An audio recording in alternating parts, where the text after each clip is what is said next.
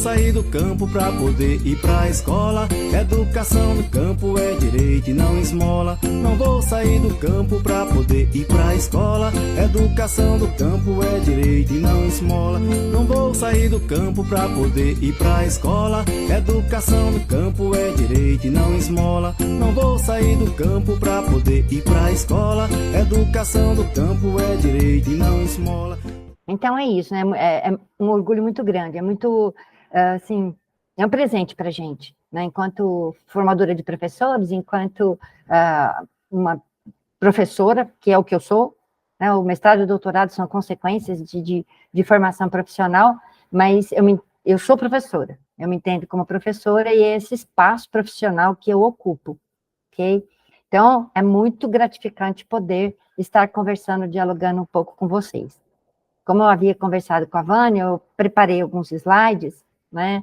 E eu gostaria que dentro do que a gente fosse falando, se vocês quiserem perguntar alguma coisa, é só levantar a mão. Se não quiser perguntar, né, levantando a mão, pode escrever aí no chat, né, que a Vânia vai acompanhando e a gente vai dialogando, né? Porque é isso que eu espero de um curso de extensão, né? A possibilidade do diálogo, porque eu tenho algumas questões para levar para vocês, que talvez sejam questões que vai contribuir para a atividade de vocês diária, né? E outras, né? Que vocês têm para mim, porque é muito rico, né? Essa bagagem de vocês, esse conhecimento de vocês nas escolas do campo, porque ele é único, só vocês têm. Só vocês vivem essa realidade. Então, se a gente não tiver nenhum momento em que a gente possa dialogar um pouco sobre isso, é um conhecimento que muitas vezes se perde. É um conhecimento que a área de educação, a nossa área de trabalho, né, a questão do professor, a gente produz coisas diariamente, porque cada dia a gente tem o aluno de uma forma, cada ano a gente tem uma turma de um jeito, e a gente produz, mas para nós é o nosso trabalho, e a gente acaba, muitas vezes, nem divulgando, ou ainda não enxergando no nosso dia a dia o valor que a gente tem enquanto profissional, o quanto a gente produz, o quanto a gente trabalha diferente, o quanto a gente cria no nosso dia a dia lá na sala de aula, e muitas vezes para nós é dia a dia. Enfim, e quando a gente tem a oportunidade de conversar, a gente começa a ver exatamente isso, né? O quanto a produção dos professores que estão lá no chão da sala de aula, que estão em sala, ela é magnífica. E a gente precisa trazer isso tudo à tona para poder outros professores utilizarem, né, desse saber que vocês têm e poder se apropriar desse saber e utilizar e usar na sua sala de aula, adequar para a sua sala de aula, e aí vamos.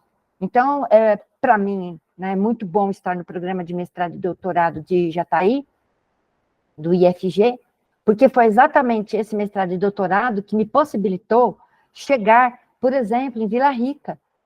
Quando na minha vida eu imaginei que eu poderia estar falando com vocês? Eu acho que nem nos meus sonhos mais sonhados eu imaginei que a gente poderia estar num bate-papo desse jeito, numa terça-feira, finalzinho de setembro, muito calor, assim, rezando para a chuva chegar, e a gente conversando, a gente dialogando. Eu estou, assim, muito feliz por tudo isso, né? E gostaria de, antes de mais nada, dar parabéns a todos vocês, porque para a gente da educação é um orgulho os nossos professores das escolas do campo. A gente tem muito orgulho de quem está lá, né, ensinando. E essa nossa geração que precisa tanto do saber, né? Bom, alguém quer fazer alguma pergunta? Tem alguma questão aí? Algum comentário? Ok, então acho que a gente pode dar... Vou falar, Diz, professora Daiana. Sandra. Oi. Boa tarde, tudo bem? Boa Pedir tarde, desculpa tudo. pelo atraso, né? Cheguei ainda há pouco do campo. Só engoli um arroz aqui e entrei na reunião. Desculpa pelo atraso, viu, Vânia? Imagina, é arroz com linguiça? Foi Senhora? arroz com linguiça? Arroz com linguiça ou com ovo frito? Não, foi não. Foi Foi um só arroz. arroz? Não, foi um arroz com a carne de... Pode falar? Pode! Aí foi um arroz com cenoura no meio, né, ralada, uma carne de panela assada e um feijão trepapá, não sei se a senhora conhece, Não, com quiabo e novidade para mim. vagem. Nossa Senhora! Eu aqui comendo comida de marmita, meu Deus do céu! Agora me aguentaram a reunião. Delícia, delícia, é isso, né? Nossa vida é essa mesmo. Bom, então, assim, eu vou compartilhar com vocês, eu gostaria de dizer para vocês que eu fiz um apanhado geral na ideia de trazer para vocês algumas ideias, né, de alguns pesquisadores que trazem essas falas, essas discussões com relação à formação do pensamento científico e a formação do aluno, do estudante pesquisador e do professor pesquisador também, tá?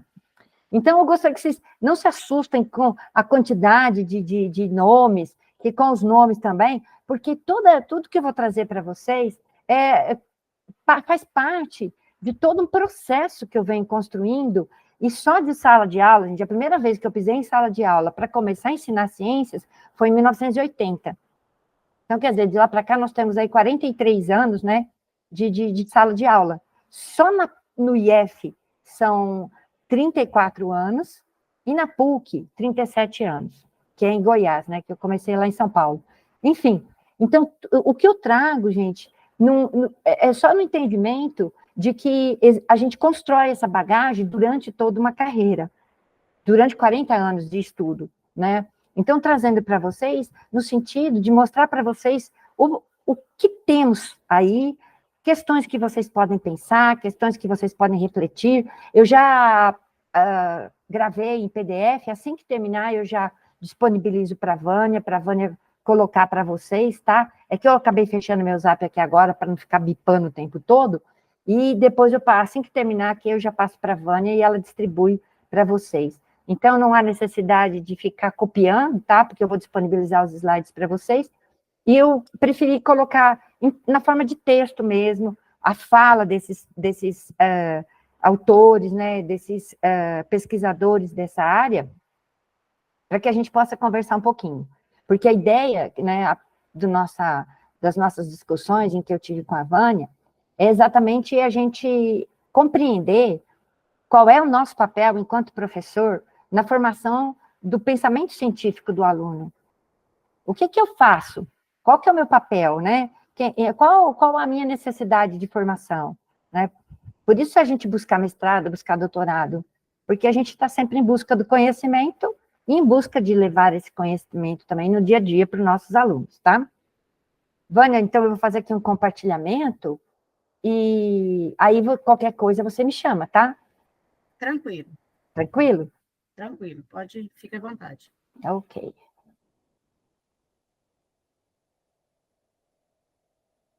Aí você vai me dando feedback aí se tá tudo ok, tá? Tá.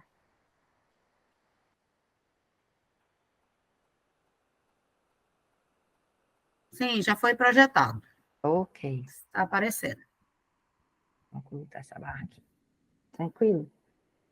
Sim. Bom, então a Vânia já fez no primeiro momento aí uma apresentação, né? Eu tenho graduação em ciências, trabalhei com ensino fundamental, trabalhei com ensino médio, trabalho com a graduação na formação de professores, trabalhei... bom, enfim, a gente é professor, né? Então, a gente trabalha com engenharia, com farmácia, com veterinária, e aí vai para a formação de professores, enfim, química teórica, os bacharelados. Então, a gente navega por esse espaço como um todo, né? E o tema é esse, a construção do conhecimento e do pensamento científico por meio da pesquisa, a necessária vivência no ensino básico. Eu tive experiências de orientar alunos do ensino básico, né, da educação básica, como alunos do Fundamental 1 e do Fundamental 2 e do médio, né, enquanto iniciação científica, e isso foi um momento muito rico para mim, de trabalhar com alunos de 13 anos, 12 anos, 14 anos, 15 anos, 17 anos, e com isso trabalhar exatamente essa necessidade deles viverem a ciência enquanto no ensino básico, para pensar um pouco mais sobre o que é formar o pensamento científico, né? Então, eu trouxe aqui uma imagem que ela representa um momento de muita reflexão para mim, que foi um momento, né, que eu recebi esse documento, essa imagem, foi parte de uma atividade avaliativa de um aluno meu do ensino médio. Então, é essa imagem, né? Vamos ver aqui se eu consigo colocar um pouquinho para vocês, né? Então, essa representação aqui, ele me explicou que seria o IF, o campus Goiânia, onde a gente trabalhava, né? Essa representação aqui seria ele, enquanto aluno. Então, vocês observem que dele para trás, né? É só sabão líquido e quiabo, e dele para frente é só pregos, uma escada, para até atingir o que ele entendia como alguma coisa extremamente utópica para ele, que seria o conhecimento de química, e ele enfrentando os pregos e espinhos que essa trajetória estava fazendo para ele. Então, esse momento foi um momento muito de parar e pensar, porque eu entendo que é de uma reflexão incrível um aluno colocar isso numa atividade avaliativa. Então, você vira a página para terminar de corrigir a prova, a atividade que você passou, e de repente se dá de cara com essa imagem. Aí eu conversei muito com ele, perguntei para ele se eu poderia usar essa imagem em alguns momentos, né, da minha trajetória. Ele falou que tudo bem, e é isso aí. Então, esse, para mim, foi um ponto, assim, de parada, de reflexão. O que é que eu estava fazendo? Eu estava realmente pensando, o que eu estava fazendo com esse aluno? Ele precisou gritar para mim, numa prova desse jeito, para que eu pudesse ter tempo, né, de olhar para ele. Então, esse desenho aqui, para mim, é muito significativo e mexeu muito com toda a minha carreira. Então, foi preciso, né, que esse aluno colocasse, né, esse momento de angústia, ele fosse capaz de expressar toda essa angústia, né? E foi só aí que eu enxerguei quem era esse estudante, porque ele era um aluno quieto, calado, ficava num canto, e de repente, essa foi a forma que ele conseguiu de comunicar comigo. Então, aí ele conseguiu minha atenção, a gente conversou, e depois o que eu vi, que ele não precisava ter passado por nada disso. Não era necessário todo esse sofrimento, né, para que eu acordasse. Eu tinha que estar melhor preparada, e o que eu vi é que eu não estava preparada para ser a professora que ele precisava que eu fosse. Então, das ações enquanto professora, eu mudei muito depois desse momento, né, literalmente, desse chacoalhão que eu recebi com essa mensagem, de uma forma muito carinhosa, no fim, né, porque ele não, só desenhou, tipo, professora, me lê, me enxerga, que até agora você não fez isso. E aí também, né, a gente, vendo tudo que está acontecendo com a nossa educação, eu vou voltar um pouquinho, lá em 1987, nós temos um professor chamado Rodolfo Caniato, ele é bem idoso hoje, ainda vivo, da Unicamp, ele foi professor da UFRJ, e ele tem umas frases muito interessantes, ele é bem divertido, tive vários cursos com ele, e ele diz assim: se quisermos nos tornar bons nadadores, é óbvio que devemos treinar natação. Se quisermos nos tornar bons corredores, é óbvio que devemos treinar corrida, não é mesmo? O que podemos esperar de alguém que passou quase toda a sua infância e grande parte de sua juventude treinando todos os dias a ficar sentado e ouvir apenas? Existem as maiores probabilidades de que esse alguém se torne um grande cientista, dificilmente um cientista.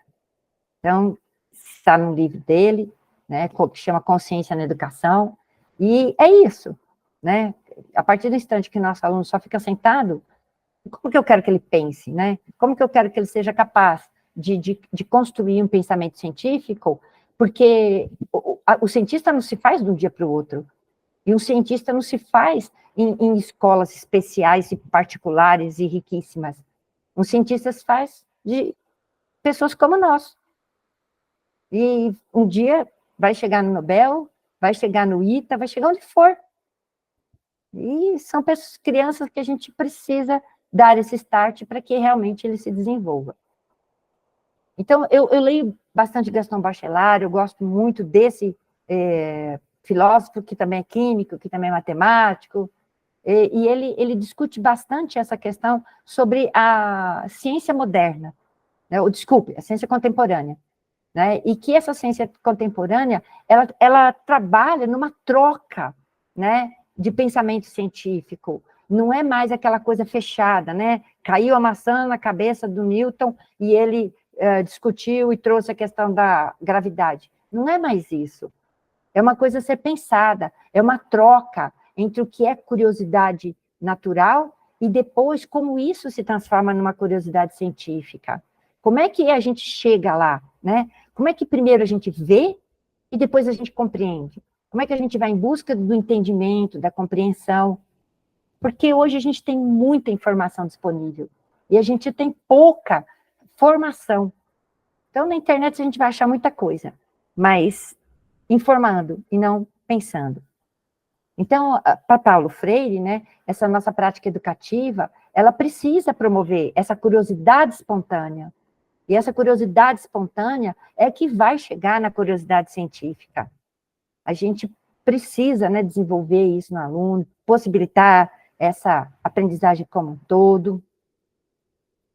E mesmo Paulo Freire nos diz, né, que ao homem associa-se educação, força transformadora, cuja amplitude abrange atitudes e pensamento. Educar não se constitui em um processo neutro, pois nela existem intencionalidades, características da própria não neutralidade da ciência. Então, a ciência não é neutra. Tanto não é neutra que a gente conseguiu fazer a bomba atômica. Então, a ciência não é neutra, ela tem todas umas questões políticas, e isso tudo precisa ser entendido, né? A gente, não basta alguém dizer assim, olha, sabão cientificamente comprovado. Isso não dá mérito a um sabão. Ah, e essa pessoa é um cientista, ele é um grande pesquisador, ele sabe muito, mas ele não sabe ensinar. Então, ele não é um professor, ele é um pesquisador, mas ele não é um professor, porque o professor é aquele que ensina. O saber que o professor tem, ele vai levar a seus alunos, ele ensina. Nas nossas escolas, né, é um sistema constituído para a construção do pensamento, da forma como esse pensamento se organiza, das atividades, né, e se a gente não está conseguindo cumprir esse papel, né, adequadamente, como a Melo fala aqui, né, a gente precisa entender por que ele não está cumprindo, né, como que a gente vai democratizar esse conhecimento, porque o saber é um direito de todos. O conhecimento, ele é um produto da humanidade. Então, ninguém é dono, mas todos precisamos ter acesso a esse conhecimento, porque isso faz a diferença na vida de todo mundo. Lobo traz para a gente também que o ensino de ciências persiste uma grande crise, apesar das reformas pelas quais a gente tem passado. O conhecimento de ciência está aquém do que seria desejável para educar o cidadão e torná-lo sujeito instituinte de uma sociedade contemporânea. Então, a gente vê reformas, a gente vê redução da carga de ciência, né, na justificativa de que existem algumas áreas que a gente não está detendo conhecimento e que precisam de mais conhecimento, mas quem serão nossos pensadores, quem serão nossos cientistas, quem serão os nossos futuros químicos, físicos, matemáticos, biólogos, se a gente não trabalhar isso na educação, né, básica, se a gente não tiver isso lá na sala de aula, se o nosso aluno não tiver acesso à possibilidade do desenvolvimento desses pensamentos científicos. Então, Bachelard mesmo nos traz, né, que muitos professores de ciências, eles imaginam que o pensamento científico, que é nesse sentido que ele traz a palavra espírito, começa com a aula que é sempre possível reconstruir uma cultura falha pela repetição da lição, que se pode entender uma demonstração repetindo-a ponto a ponto. Não levam em conta que o adolescente entra na aula de física com conhecimentos empíricos já constituídos. Não se trata, portanto, de adquirir uma cultura experimental, mas sim de mudar de cultura, derrubar os obstáculos já sedimentados pela vida cotidiana. Né? No entendimento de que as pessoas têm um saber próprio, e esse saber tem valor.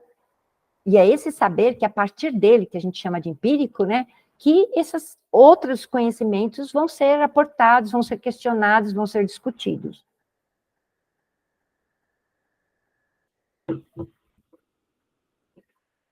Bachelard também traz para a gente que toda cultura científica deve começar por uma catarse. O que ele chama de catarse é realmente você romper, você questionar, será que é isso mesmo?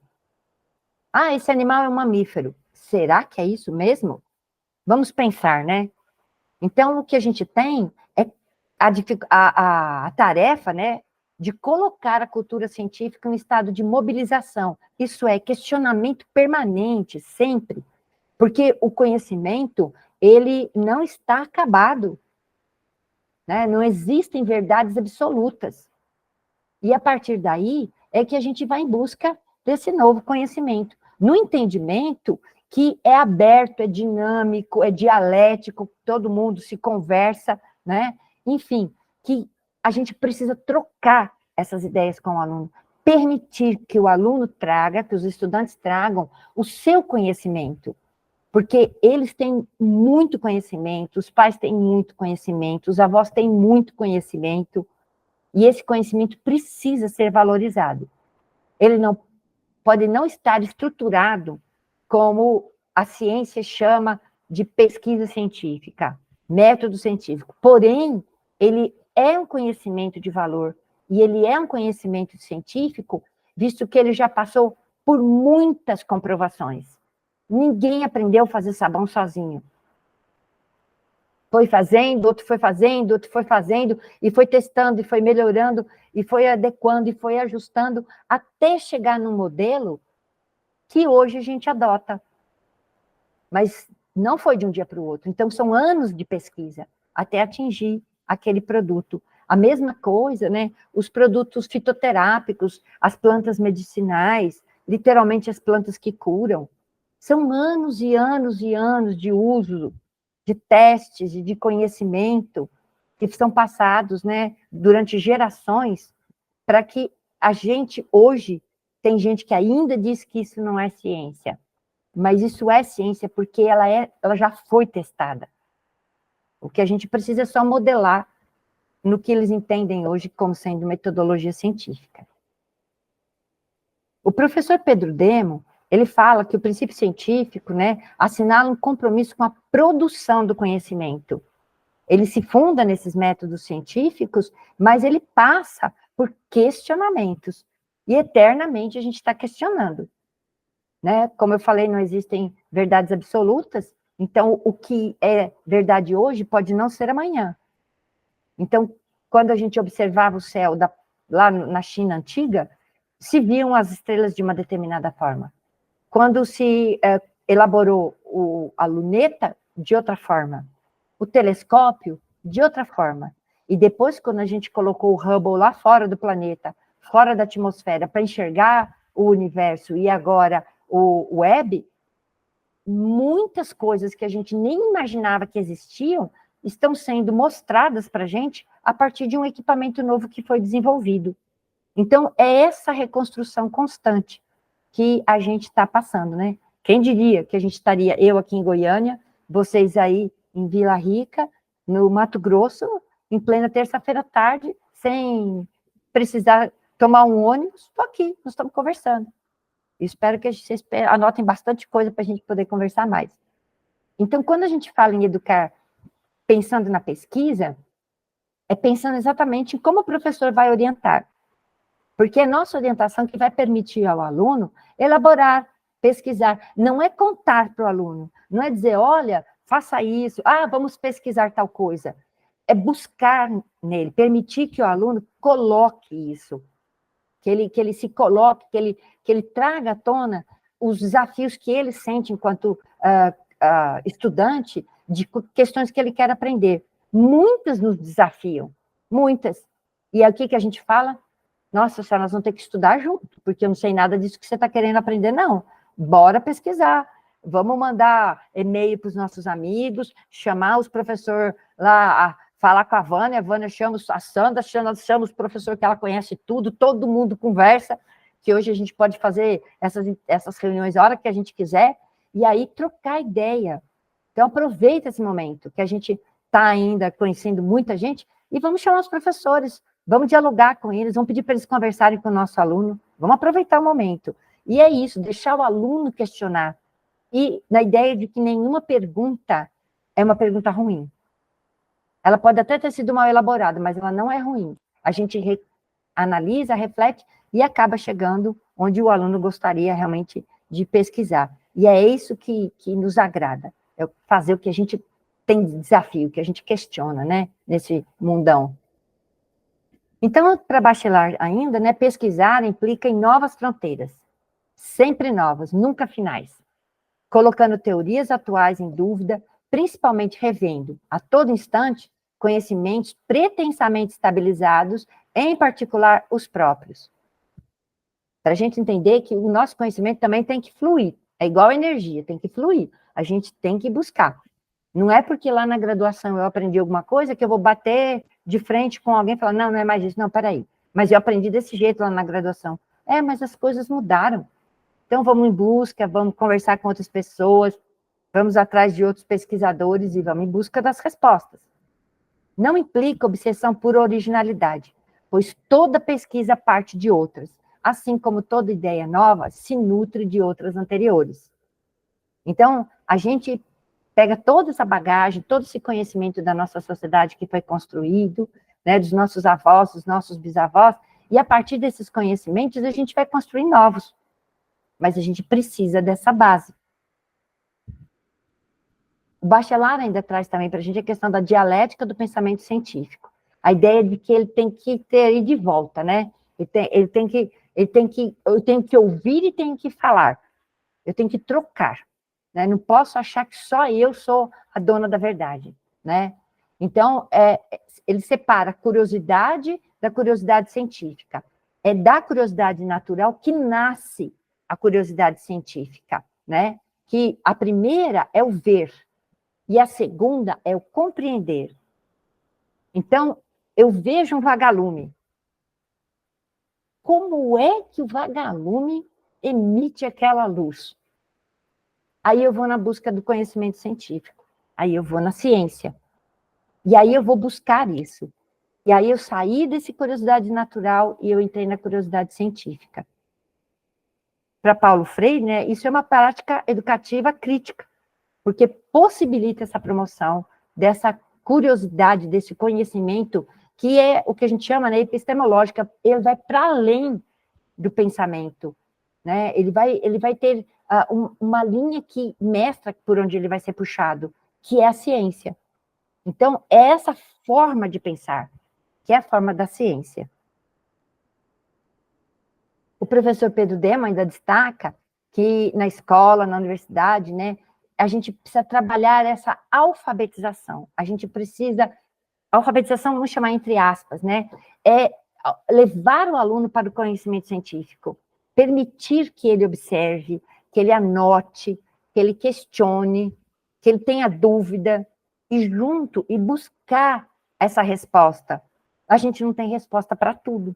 Ninguém tem resposta para tudo. Mas nos livros a gente tem muita coisa. Então a gente pode ir lá, nesses livros, fazer essa busca. Então, Vygotsky também entra aqui com a gente, né? Quando ele traz a questão da ideia, né? De que os conceitos, né? Eles podem ser adquiridos naturalmente, que é a ideia do espontâneo, ou então ele pode ser deliberado, intencional, sistematizado, que é o que a gente faz na ciência. Então, nós vamos organizar essa forma de pensar, sistematizar, buscar em livros. Então, eu não vou buscar num livro que é só do ensino médio, não. Eu vou buscar em livros do ensino superior, eu vou buscar na biblioteca, eu vou atrás de enciclopédias que têm muitas informações, que são esse saber sistematizado, que nos ajuda a entender muita coisa, né? E esses elementos constituintes, né, de todos esses estudos isoladamente, né, ele não consegue explicar o todo. Você pega partes do todo para estudar na ciência. A ciência, ela vai a fundo, ela verticaliza bastante. Veja, por exemplo, na questão da química, a ideia de átomo, a ideia de elétron, a ideia de próton, de nêutron, é alguma coisa muito pequena que constitui o todo. Eu tenho que conhecer essa parte mínima, né, da ciência e extrapolar para o macro. para, a partir desse mundo micro, eu conseguir explicar esses fenômenos macroscópicos que a gente está observando. Então, são pequenas partes que a gente estuda, mas a gente consegue trazer para explicar mais do que aquele mínimo que a gente está vendo ali.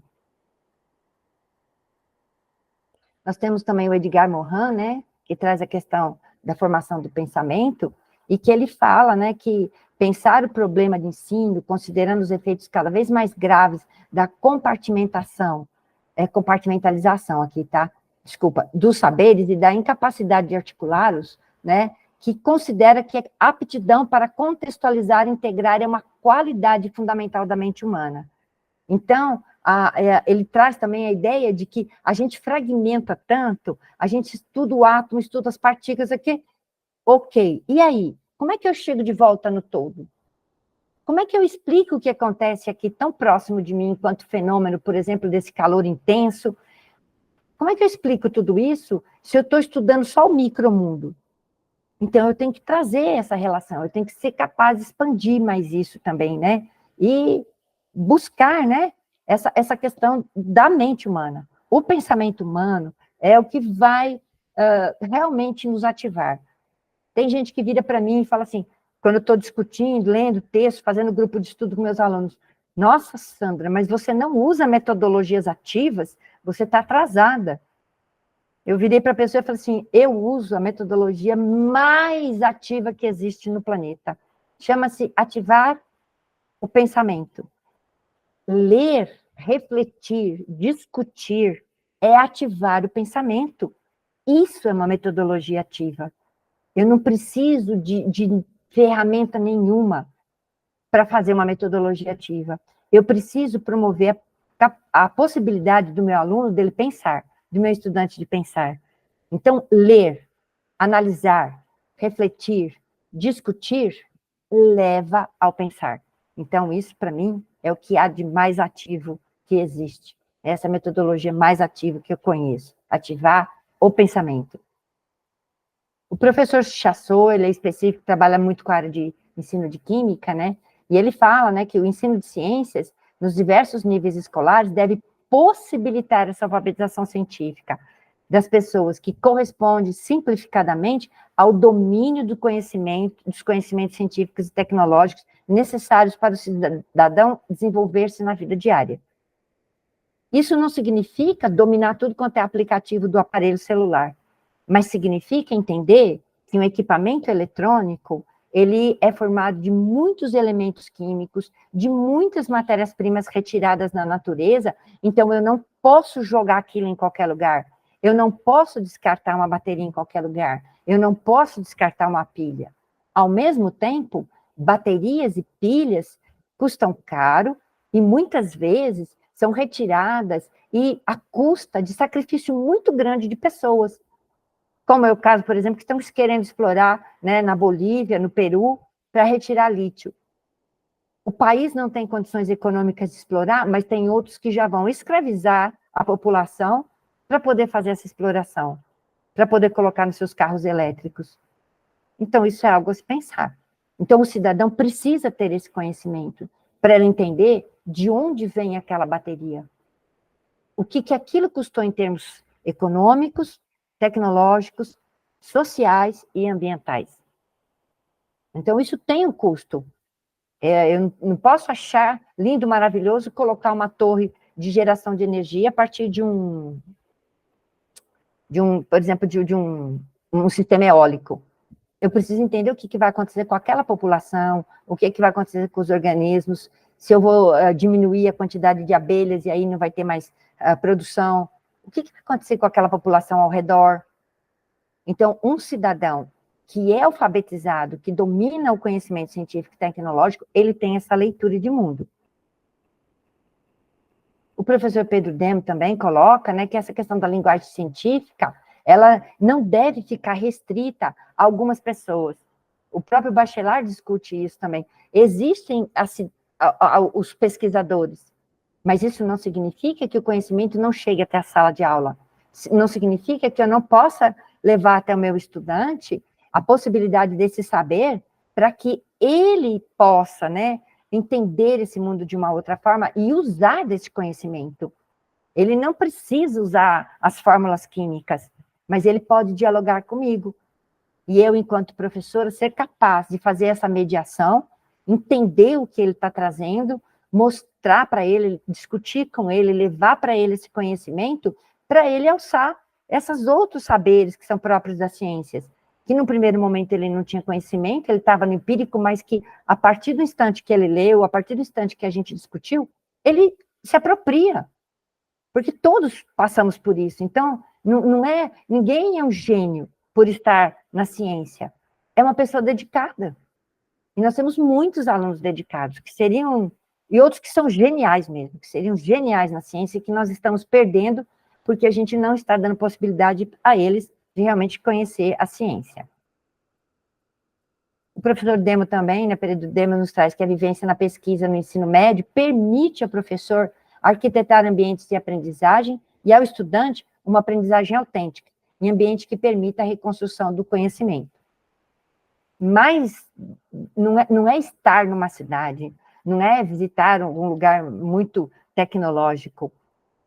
A vivência dos alunos, dos estudantes, a partir do local onde eles estão, da cultura deles, do espaço deles, faz com que eles construam o conhecimento. E levar essa pesquisa é realmente sair da curiosidade e entrar no conhecimento científico. Entender por que isso é assim? Por que vidro faz barulho quando quebra? O que o vidro tem? O que acontece que sai um barulho de lá quando o vidro trinca? Esse é um desafio. E a gente vê isso o tempo todo e muitas vezes não se preocupa em saber. Se preocupa não, né? Mas não desperta para entender o que é que está acontecendo. E tem menino que só quer saber disso. Quer saber de tudo. Por quê? Por quê? Por quê? Vamos embora atrás do porquê. O Bachelard fala, né, que o Palácio das Descobertas não é um museu para se admirar, porque o Palácio da Descoberta é um museu que existe na França, tá? Não se deve visitá-lo em dia de chuva, para passar ou matar o tempo. Se deve vir aqui para trabalhar o espírito, ou ao compreender a ciência em sua grandeza, se faz um espírito novo. É isso que ele chama de novo espírito científico. Quando eu vou visitar um museu, quando eu vou fazer uma visita em algum espaço, eu não vou simplesmente para passear. Uma visita técnica é uma visita de aprendizagem. Então, em busca de que eu vou? Para, de alguma forma, quando terminar aquela visita, nem que seja a horta da escola, eu saio de lá com um novo pensamento. Eu sou uma nova pessoa. Eu ganhei outros conhecimentos, eu me apropriei de outros conhecimentos a partir de um bate-papo com um biólogo numa horta, onde a gente foi discutindo coisas que para mim poderiam ser dia a dia, porque a horta todo mundo conhece, tem em casa, mas é uma outra visão. São informações que ele não detinha, que é informações que um biólogo pode trazer, um professor de biologia, né? O Bachelard ainda nos coloca, né, que os professores de ciências imaginam que o espírito começa como uma aula, e que é sempre possível reconstruir essa cultura falha, na ideia de que se o aluno não aprendeu direito, eu posso corrigir, que é só demonstrar de novo ponto por ponto. Então, a ideia é que realmente adquirir uma cultura do pensamento científico precisa mudar, né, essa forma como a gente pensa, essa forma, ou melhor, não é bem como a gente pensa, mas sim dessas nossas aulas de ciências, como eles querem que a gente seja professor de ciências, né? A gente tem que, como ele diz, derrubar obstáculos sedimentados. O que eu já sei não pode estar sedimentado, eu tenho que entender que aquilo pode ser modificado, e eu tenho que ir em busca dessas respostas.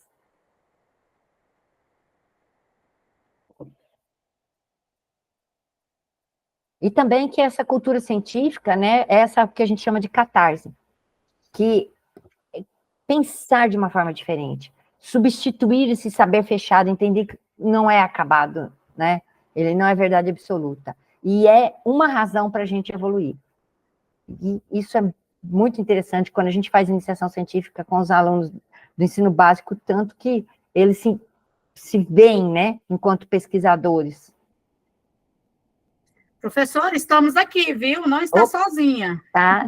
Eu tô olhando, eu tô acompanhando de vez em quando, eu dou uma olhadinha aqui no meu tablet, eu tô vendo você aqui, eu falei, porque aqui na tela do computador eu não vejo ninguém, né? Aham, então Mas não se preocupe, estamos aqui. não desanime. Não desanime. Estamos Gente, aqui, olha, firme e forte. amém, juntas sempre.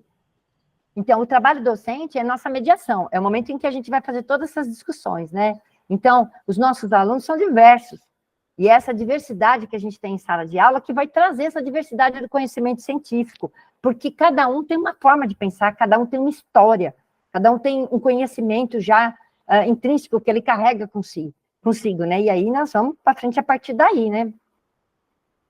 Como diz o Libânio, né? Ensino eficaz é aquele que leva a aprendizagem sólida. Então, o ensino satisfatório é aquele em que o professor põe em prática e dirige as condições e os modos que asseguram o processo de conhecimento pelo aluno. Então, o que é que eu vou fazer para isso? Que metodologias eu vou adotar? Né? Que possibilidades eu vou levar? E não é, gente, nada mirabolante. Né? A gente trabalhar com um artigo que foi publicado num jornal, no jornal da região, que está lá na internet, que saiu em algum site, é um artigo interessante, acabou, vamos trabalhar. Eu não tenho que estar buscando um artigo especial numa revista científica, não sei de que jeito, e que eu tenho que traduzir do inglês para não sei aonde, ou do chinês para não sei aonde. Não, é o que está perto de mim, é o que eu posso buscar, é o que está próximo do meu aluno, porque é passo a passo, é uma vida de construção, né, do saber científico. Mas esse start, esse começo, esse despertar, é lá na nossa sala de aula que vai acontecer. Então, a gente pensar essa educação escolar, né, é pensar exatamente essa questão das aprendizagens, desses saberes, de ensinar de forma organizada, que viabilize atividades, né, de aprendizagem para esses alunos nos contextos específicos. Eu sei que vocês trabalham com atividades de iniciação científica, eu imagino, pelas coisas que a Vânia já me contou, a qualidade e o potencial das coisas que vocês desenvolvem. E podem ir muito mais longe, porque potencial para tudo isso vocês têm, e os estudantes também, porque a riqueza de conhecimento de vocês é única, única, só vocês detêm. Então, né, a ideia de trabalhar com objeto do conhecimento, nessa relação com o aluno e esses objetos de conhecimento, intermediada pelo professor, né? Então, nós estamos lá em Vygotsky. E a questão, né, dos elementos que ele traz também, né? Para que ensinar, né? Exatamente o objetivo que se tem, né? E espera que a escola ensine as questões humanas. O que ensinar? A organização desses conteúdos. Quem que ensina? Somos nós, os agentes educativos, né? Que estamos presentes, muitas vezes, nas famílias, e não só lá, né? No dia a dia, no trabalho, e principalmente na escola, né? Que é o professor que tem todo esse papel. E a nós é atribuído com muito peso essa responsabilidade. Apesar de que não somos só nós que ensinamos, né? Mas nós temos uma contribuição muito grande nesse desenvolvimento do pensamento científico. A questão de ensinar, né? Que métodos eu vou utilizar, que formas de organização de ensino, e também não é assim, olha, eu vou usar um método que X empresa, X escola usa em tal lugar. Não, é o método mais adequado para aquela realidade que eu vivo. Não existe o que é melhor e o que é pior, existe o que é adequado para a minha realidade, para o meu momento, para os meus alunos, e é só a gente, enquanto professor, que vai poder dizer isso, né? A gente tem todas as nossas questões, né, das nossas políticas educacionais, essas normativas, as nossas práticas socioculturais, familiares, locais, e tudo isso vocês desenvolvem quando vocês levam todo esse saber dessas atividades científicas dos alunos de vocês para toda a comunidade. Nós precisamos divulgar isso, nós precisamos levar esse conhecimento. E muitas vezes não é inédito, né? Ele é um aprofundamento de alguma questão que o aluno tem como dúvida, né? Que ele quer E a gente precisa para isso também de condições pessoais e profissionais. Então, essa formação, esse momento que a gente está conversando, esse diálogo, esse curso programado, né, pensado para vocês, foi nesse sentido, de subsidiá-los, né, de conhecimento, para que vocês tenham condições de agir, de desenvolver esse pensamento científico, essa alfabetização científica, porque isso não nasce de um dia para o outro. Foi toda uma construção, etapas e etapas, cursos e mais cursos, que permite que a gente chegue aqui. Então, é importante essa formação, e a Secretaria de Estado e os órgãos públicos, eles têm que entender que o professor é aquele profissional que se constrói enquanto atua. Então, precisa de formação, né? Não é uma formação mirabolante, mas de formação contínua, de suporte, de subsídio, né? A gente não tem como fazer isso tudo sozinho. Então, o professor Libano traz, né, que o pensamento é a faculdade de formar conceitos científicos. Aprender é formar o pensamento teórico-científico, isto é, formar conceitos teóricos apropriados de um objeto de estudo. Gente, eu falo muito do professor Libano, também gosto muito dele, né? E aqui a gente tem alguma coisa que eu chamo de descortinar a ciência, né? Quando você respeita a autonomia e a dignidade de cada um, é uma questão ética, né?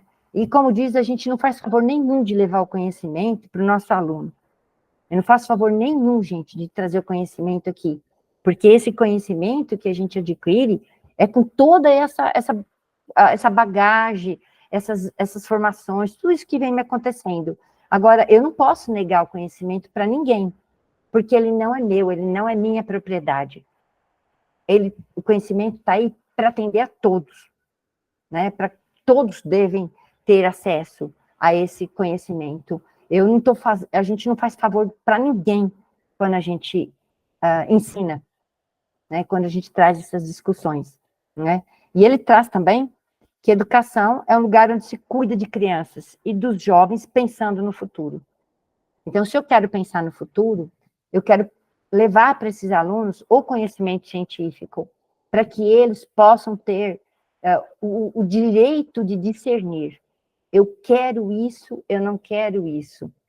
Eu quero continuar estudando na área de exatas, eu quero continuar para a área de humanas, eu quero ir para a área de saúde. Para onde eu quero ir? Porque isso é meu enquanto estudante. Ninguém tem que dizer para mim, olha, você vai fazer isso, porque essa é a única possibilidade que eu te dou de ensino médio. Não é isso. A gente tem que estar aberto para várias possibilidades, para ele poder ganhar o mundo. Que é para isso que a gente faz as pessoas, né, para o mundo. E o professor Libano, né, desculpa, esse aqui está repetido, né? Perdão. Enfim, né, o professor Chassot, né, já finalizando aqui, diz que a linguagem científica não surge apenas em âmbitos restritos.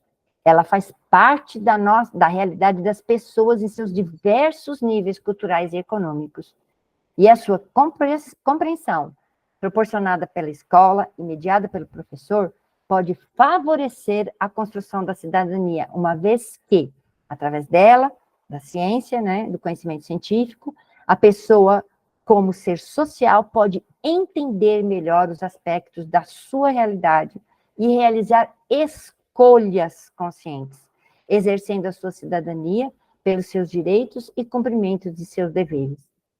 As pessoas têm que saber que quando o celular dela deixa de acessar o WhatsApp, porque eles estão dizendo que o celular dela não tem mais memória, não tem mais sistema operacional para as novas atualizações do WhatsApp, que isso é uma forma de vender mais celular. As pessoas têm que entender isso. Eu posso até comprar um celular novo, porque o meu já não me atende, mas eu sei que eles fazem isso para que eu compre um celular novo, querendo me mostrar que o que eu tenho na mão não atende, não tem qualidade, e acaba me obrigando a comprar um celular novo, inclusive uma televisão. Agora, essa história, né? Nossa, tem que ter uma televisão smartphone, tem que ter não sei o quê. Smartphone, desculpa, uma televisão smart. Gente, a minha televisão tem que acessar a internet. Por quê? Então, a necessidade de você ter alguns equipamentos, né, e gastar com isso, e ter um custo socioeconômico ambiental disso tudo, que eu tenho que ter clareza disso. Clareza, consciência, conhecimento. Eu não posso ser enganada. Alguém chegar aqui na minha casa e falar assim, ah, vamos trocar a sua internet, porque a sua internet é uma porcaria. Você não tem tem isso, tem aquilo, a minha tem isso, tem aquilo outro, muito mais poderosa. E depois você descobre que você foi enganado. Que tudo que a pessoa te falou é exatamente o contrário. A gente precisa ter conhecimento, porque a gente não pode ser passado para trás por falta de conhecimento. E hoje, a tecnologia pede conhecimento científico. Não é só ir lá passando o dedo na tela do celular, né? Não é só ficar comprando um monte de coisa em aplicativo. É saber o que eu estou fazendo. E saber o que tudo aquilo significa. Né? Então, esse saber, esse conhecimento, né, ele precisa ser uma escolha minha. Eu tenho que saber o que eu quero. Por quê? Porque eu detenho conhecimento. Então, eu vou trocar o celular, não vou trocar o celular. Vou trocar a internet, não vou trocar a internet. Vou comprar equipamento novo, não vou comprar. Vou usar esse item, vou adequar esse, vou trocar alguma coisa e ele vai funcionar do jeitinho que eu preciso. Isso, eu preciso ter esse conhecimento. Se eu não detenho esse conhecimento, eu busco quem detém. Primeiro, antes de atualizar o celular, você pergunta para quem sabe. Ah, lá está falando isso. Ah, não, pode sim, está precisando. O seu está com coisas boas para mudar. Ok. Se eu não detenho, eu busco, mas eu sei que eu vou buscar.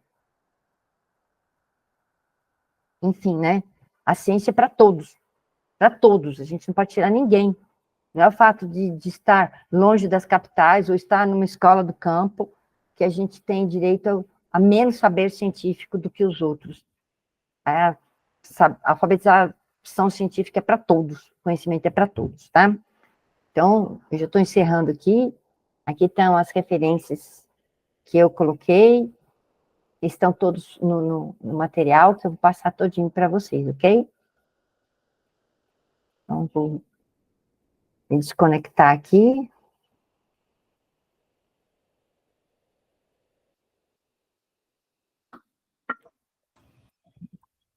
Vamos voltar para a nossa página. E aí, Vânia?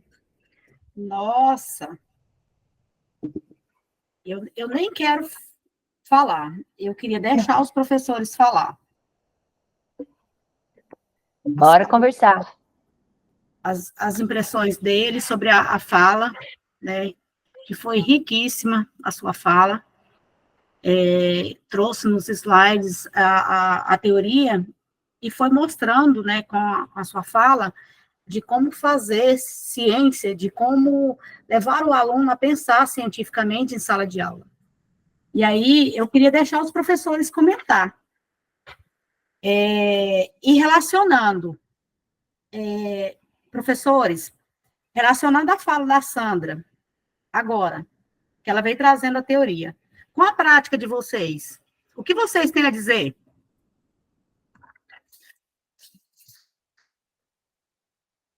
Quem fez alguma coisa aí que falou, nossa senhora, isso daí é o que eu estou fazendo com o meu aluno? Vamos lá? Quem vai começar?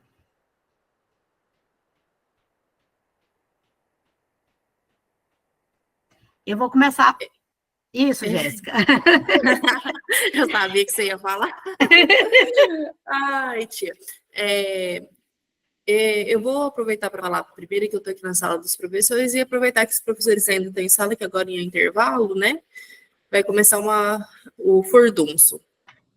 Eu até coloquei nos comentários que, para mim, como parte uma professora de ciências da natureza, né? Eu sou formada em física. É libertador a gente falar sobre as metodologias ativas, porque estamos todos os dias sendo pressionados a estar inovando em sala de aula. A gente tem que ficar fazendo não só o uso de tecnologias, o que não sou contra, muito pelo contrário, que eu acredito que a gente tem que utilizar sim, Só que além de utilizar essas tecnologias, a gente tem que ficar fazendo um monte de peripécia para dar conta de fazer com que o aluno aprenda. Só que às vezes a gente precisa ir no básico, precisa ir na leitura, precisa ir na interpretação, precisa ir na escrita, e as pessoas não entendem que esse básico que a gente precisa, ele é importante, e às vezes ele é mais importante do que a gente ficar inventando novidade para ensinar os nossos estudantes. Então, quando você fala que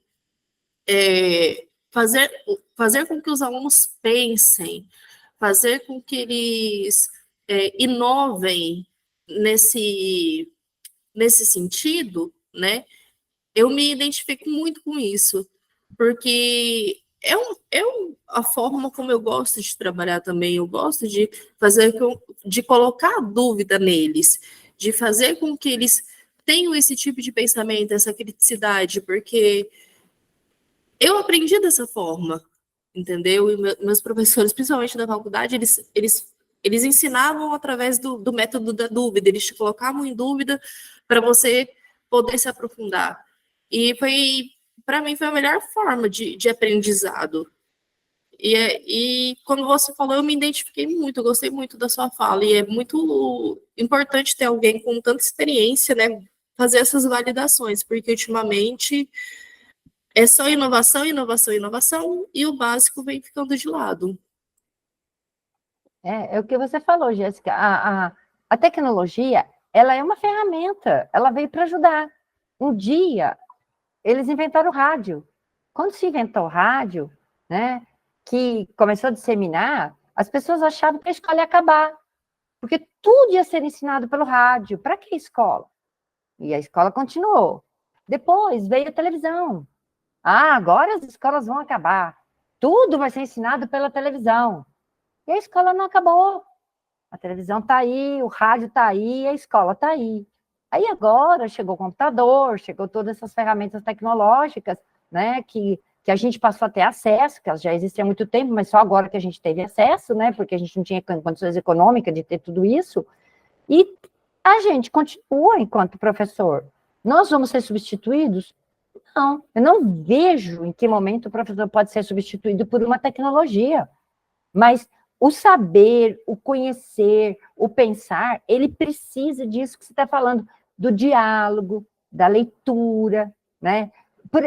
Um exemplo tão simples, gente, que eu vi o meu irmão comentando. Meu irmão é da área de elétrica, e a gente estava lá em Cristalina no meu filho, ele falou assim, meu filho todo empolgado, que está plantando coisa, e ele está muito empolgado, ele está achando aquilo muito interessante. Meu filho é da área tecnológica, super, né? Trabalha em banco, essas coisas, só mexe com tecnologia, é estatístico. E aí, ele falou, mãe, eu estou me vendo igual eu estava lá no ensino fundamental, quando eu pus aquele feijãozinho para crescer no algodão molhado, que eu vi sair raiz, eu vi sair a folhinha.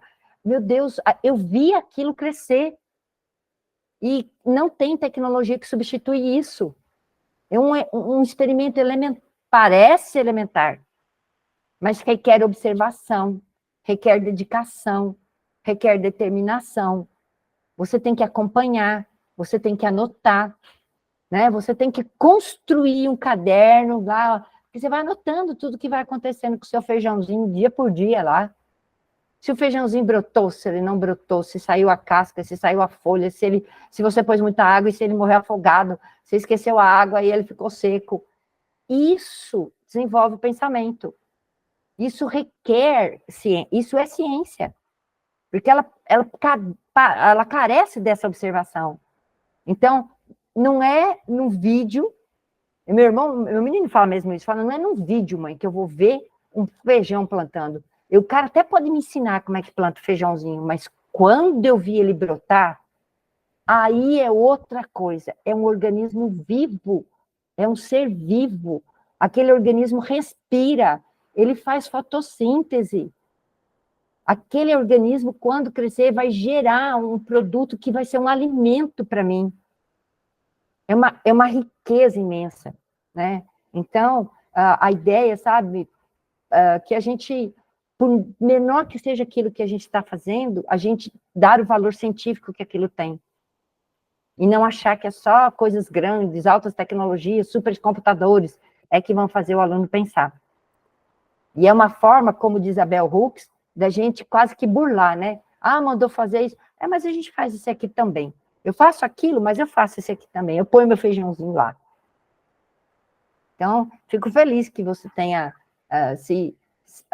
se visto, né, nessas discussões, na ideia de que a gente sabe o que o aluno precisa. Muitas vezes não perguntam para a gente, mas a gente sabe.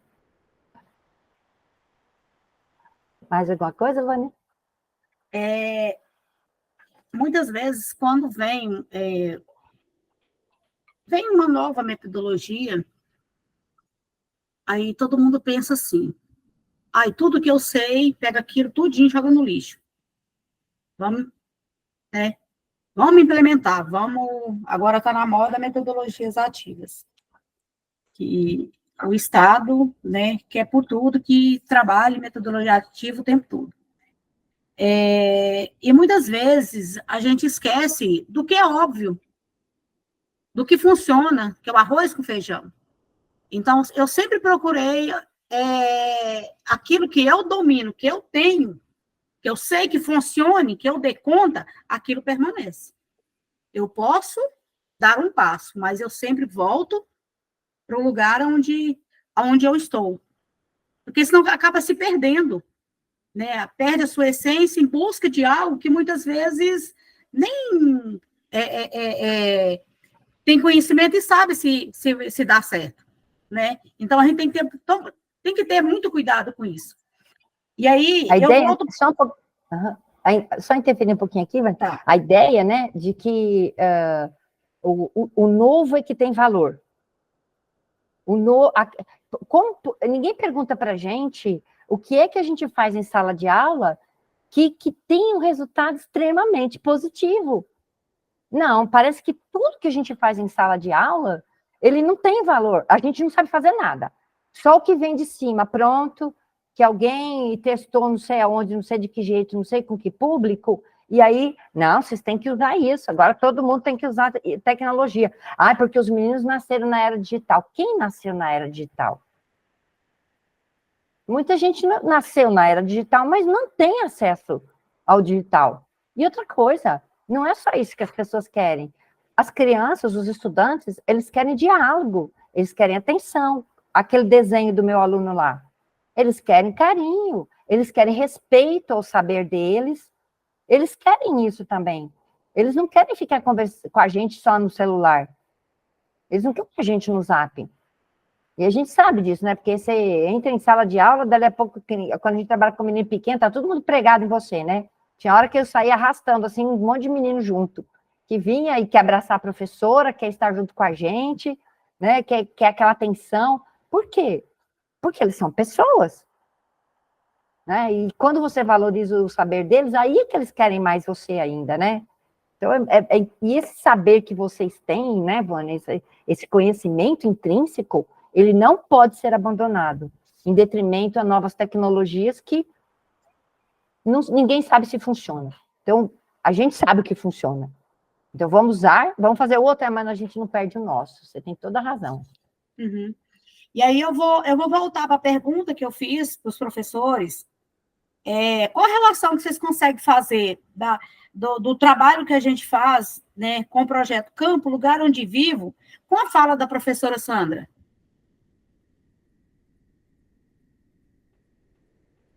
Daiane, que já é mais experiente, Rosaline.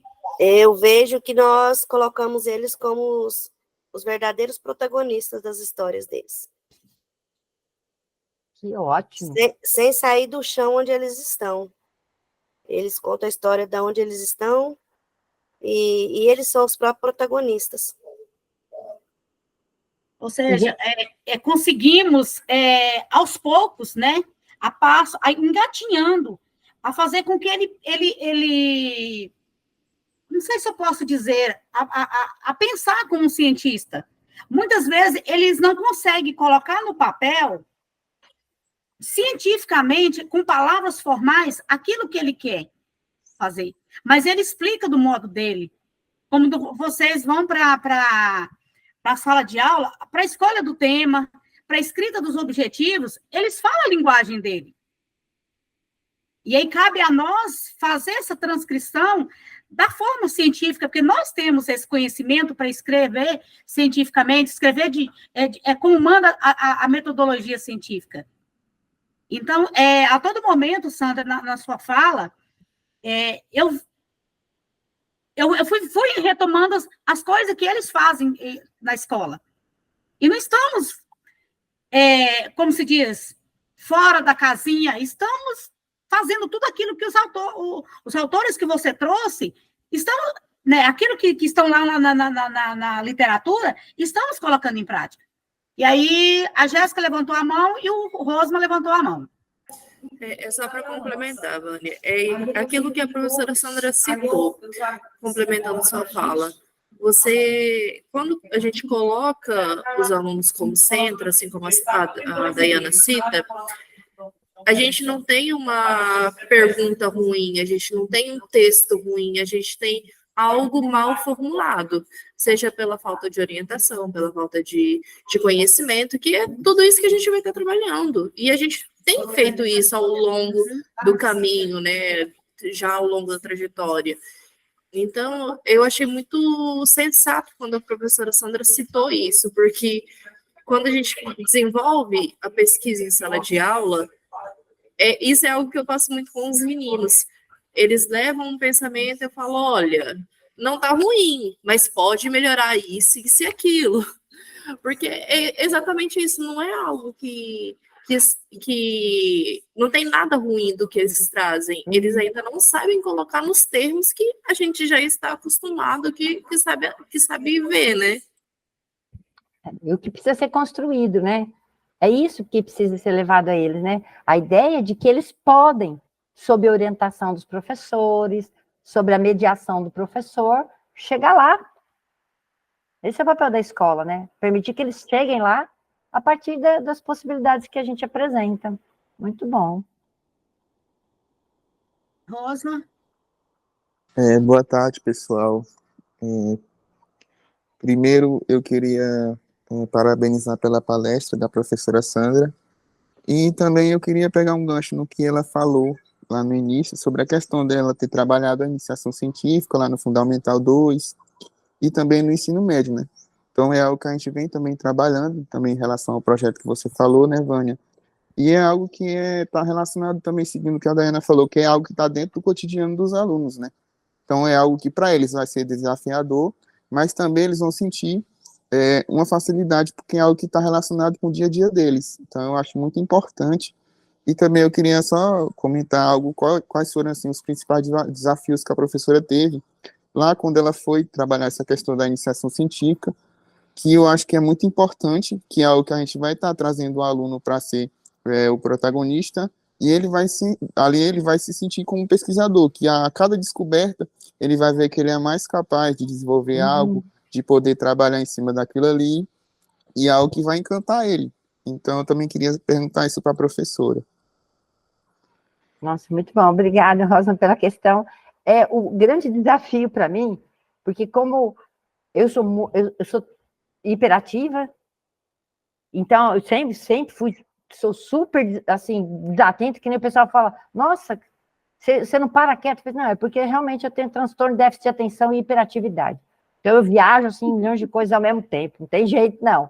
Mas o maior desafio para mim, Rosma, foi exatamente me conter e deixar eles trabalharem, deixar eles construírem, sabe? Não interferir muito no que eles estavam fazendo e ficar sempre potencializando o que eles estão fazendo, escrevendo, e nesse nível de ir lapidando arestas, como a Jéssica falou, como a Vânia coloca, né? E lá, a Daiane também falou, vamos lapidando, vamos orientando, para eles irem construindo esse saber deles, de que a área da ciência, a escrita científica, ela é um pouco diferente, mas ela é passível de ser aprendida. Eles são capazes. Não ficar nessa ideia de que a ciência é uma coisa tão longe de mim, é prêmio Nobel, então nunca vou chegar lá. Não. Vocês estão trabalhando com alguma coisa próxima deles, perfeito. E o valor desse conhecimento, o valor desse saber, para eles saberem que o que eles fazem tem valor, o que a família deles faz tem valor, o conhecimento de todos tem valor. Eu só vou trabalhar isso de forma que eu vou lapidar para que essa construção de escrita, ela tenha uma formatação que é uma formatação que se adota na ciência. Então, eu preciso levar esse conhecimento deles, mas o meu grande desafio era esse, me segurar e não dar resposta e deixar eles quebrarem a cabeça, apesar de saber onde é que ia dar, saber que ia dar, como diz, né, com os burros na água, mas tem que deixar. E eu falava, ai, meu Deus, mas isso, eu pensava comigo, não vai dar certo. Não, Sandra, segura. É eles que têm que viver isso, para eles compreenderem por que é que não deu certo, para eles poderem, peraí, opa, não deu certo. Então, vamos tomar outro caminho. Ai, que outro caminho? Bom, a gente pode pesquisar, a gente pode buscar, a gente pode ler, a gente pode estudar, a gente pode entrevistar alguém, a gente pode perguntar, porque professor também é fonte de informação. Às vezes, perguntar, para quem que eu pergunto? É para um professor. Uai, mas pode? Pode. Aqui na escola tem tanto professor, e vocês podem buscar os outros professores para perguntar para eles sobre isso, sobre aquilo, sobre o que for interessante. E aí são fontes de pesquisa também. Ah, mas a gente está falando sobre alimentação. Então, ok. Ah, então vamos entrevistar a merendeira, vamos conversar com ela, vamos perguntar para ela por que que ela põe determinada coisa lá no alimento, por que que ela coloca sal para conservar, enfim. Aí vamos em busca de quem detém o conhecimento. Isso não só a merendeira, né? Mas, por exemplo, a avó faz compota, alguém faz compota de doce em casa. Por que que faz compota? Por que que guarda? O doce, a fruta dá uma vez por ano. Se eu guardar na forma de geleia ou na forma de compota, eu fico com mais tempo. Por que que eu esterilizo a compota? Por que que eu ponho tudo lá dentro d'água para ferver, depois que eu fiz? Né? Por que que eu faço conserva azeda de pepino?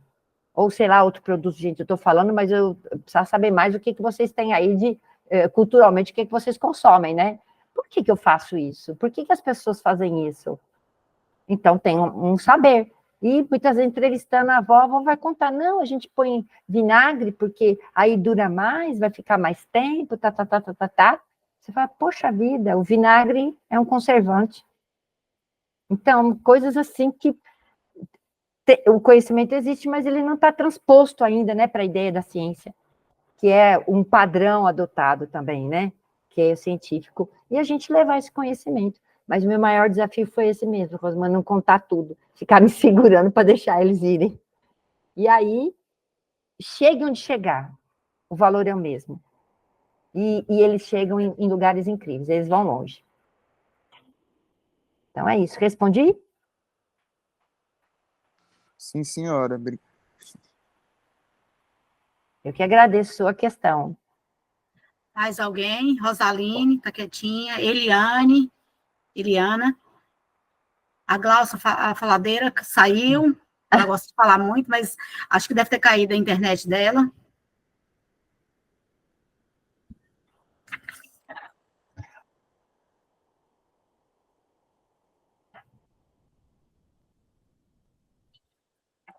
Ninguém mais?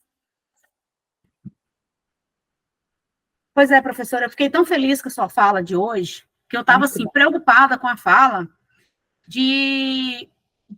Assim, a minha preocupação foi de ficar distante da sua fala com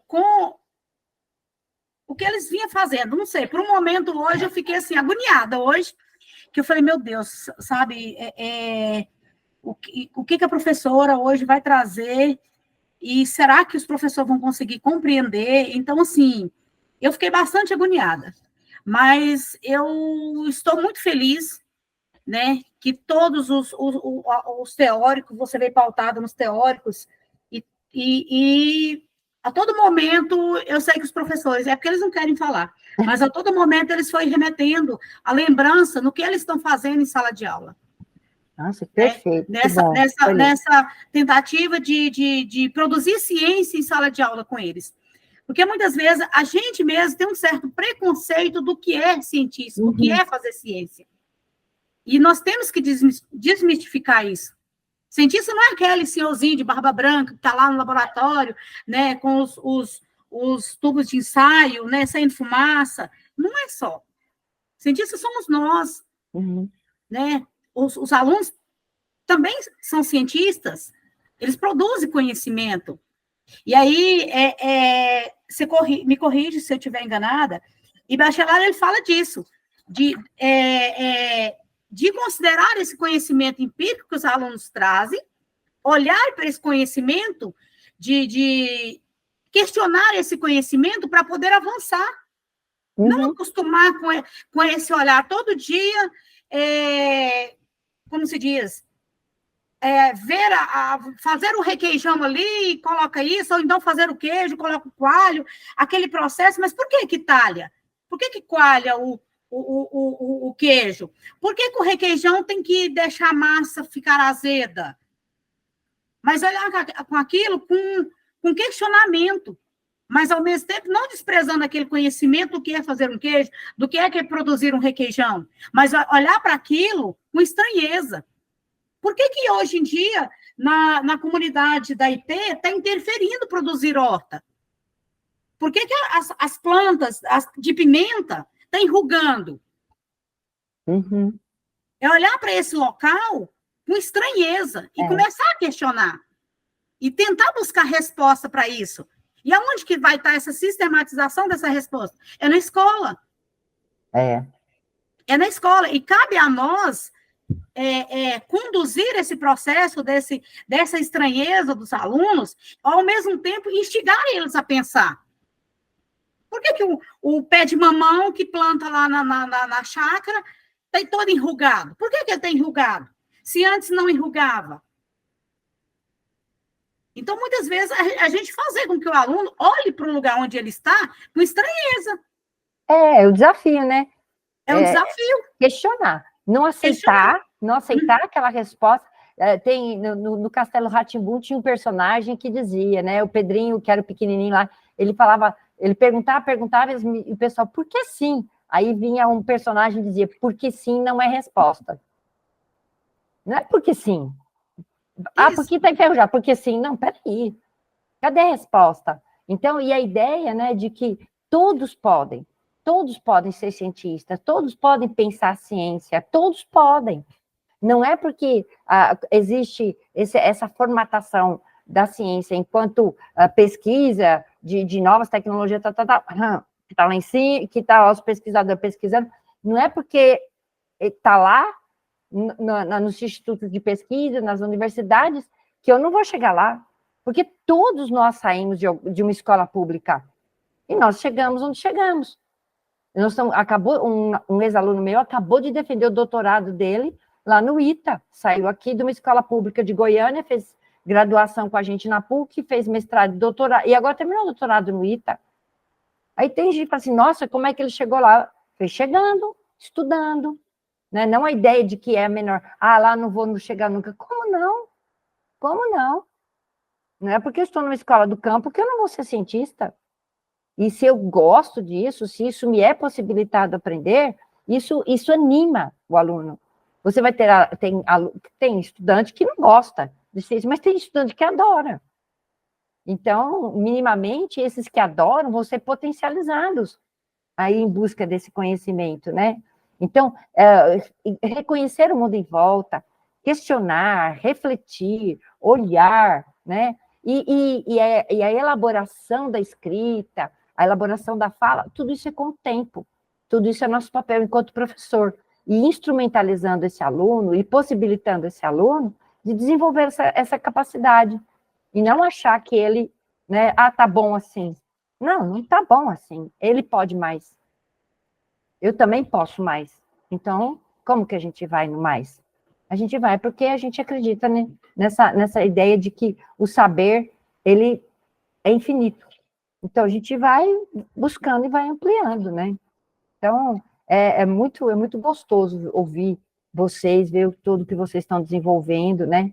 Porque, como você estava falando, né, a questão dos teóricos. Por que esses autores que eu trouxe, fiz questão de trazer e colocar lá o nome de todo mundo? Porque a Sandra é uma professora universitária, mas eu nunca estudei a fundo filosofia da ciência.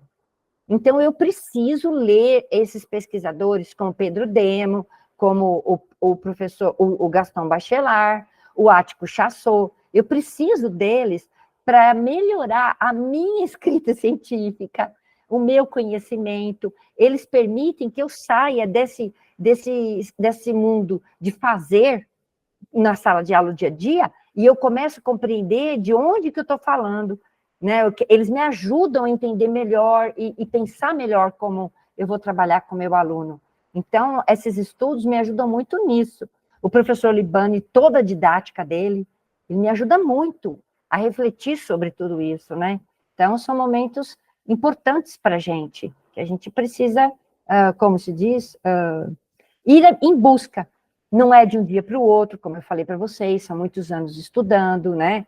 São 40 anos aí na estrada, estudando, fazendo mestrado, fazendo doutorado, orientando mestrado, agora orientando doutorado. Então, tudo isso exige da gente uma bagagem muito grande.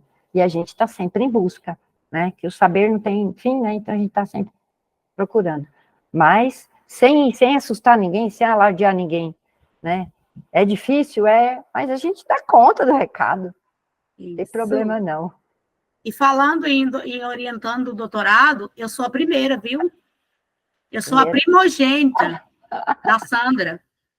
Isso, para mim, é um orgulho muito grande de ser a primogênita dela. Né?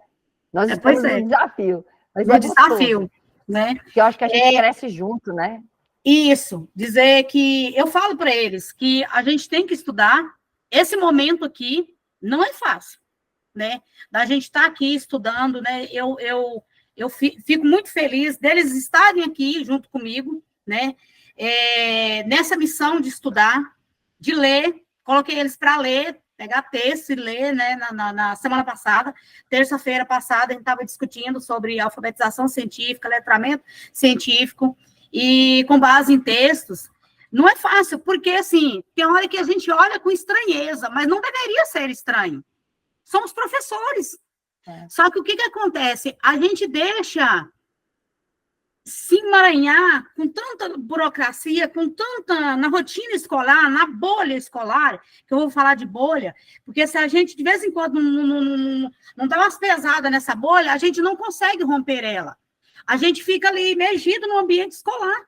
E eu vejo professores, colegas meus que estudaram comigo na faculdade, e estão até hoje ali na bolha da escola. Não tira um momento para poder ler. Mas não é um processo simples, não é algo dizer assim, é prazeroso. Não é. Você sentar a bunda na cadeira, pegar um texto ali, debruçar sobre ele e ler. Não entendi, voltar, reler, ler um texto 2, 3 vezes, não é fácil.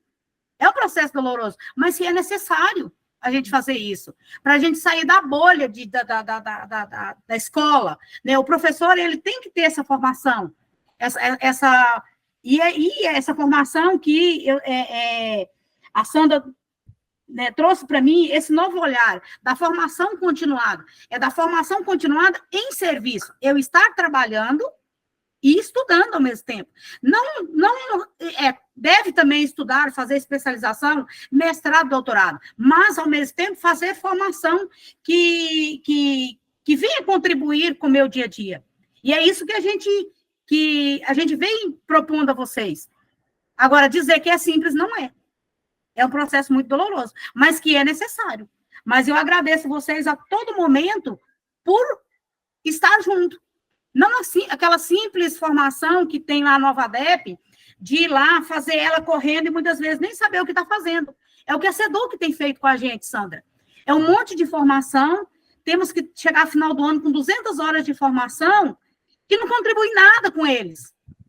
Ou mesmo tem algumas formações que é presencial, mas que, ao mesmo tempo, não contribui nada com o dia a dia deles. E o que eu quis propor para eles é que seja uma formação que estamos vivenciando. Né? A partir de algo que a gente já estava fazendo, né, que eles estavam fazendo, e a partir daí vamos aprimorar, para que eles tenham conhecimento do que realmente estão fazendo. Essa é a proposta. Que ótimo, nasce da realidade deles, né? Sim. Muito bom. Muito, muito gratificante ouvir o que é isso, né? Que a gente pode. E outra coisa, questão do professor, muitas vezes acaba. Eu já ouvi isso, quando a gente discute alguns textos, quando termina, a pessoa fala, nossa, mas eu nem imaginava que eu era capaz de ler um texto desse autor. Nossa, nunca, sempre ouvi falar dele, mas nunca achei que eu fosse conseguir ler um artigo desse autor.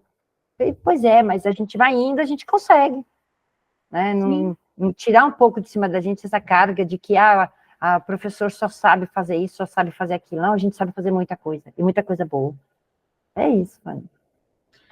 Mais alguém quer fazer alguma consideração para a Sandra, para ela fazer as considerações finais dela? Tudo tranquilo? Rosilei, Vanessa? Daqui a pouquinho vocês vão abrir a câmera para a gente tirar uma foto, tá? Tem que fazer um print de tela aí. Isso, fazer um print de tela.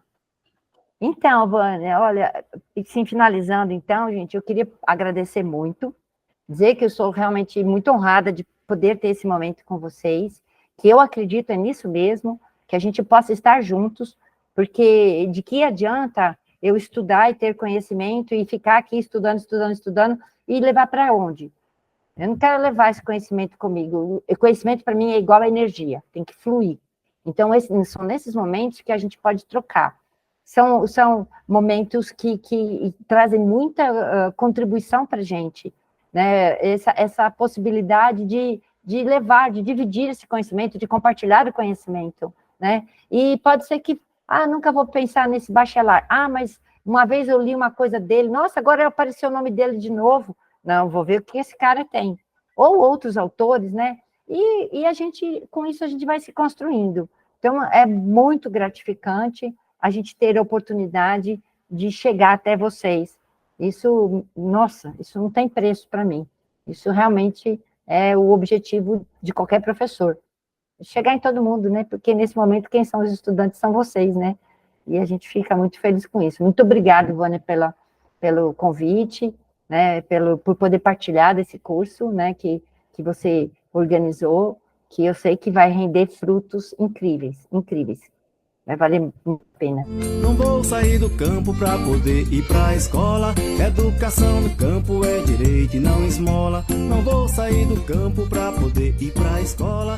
Educação do campo é direito.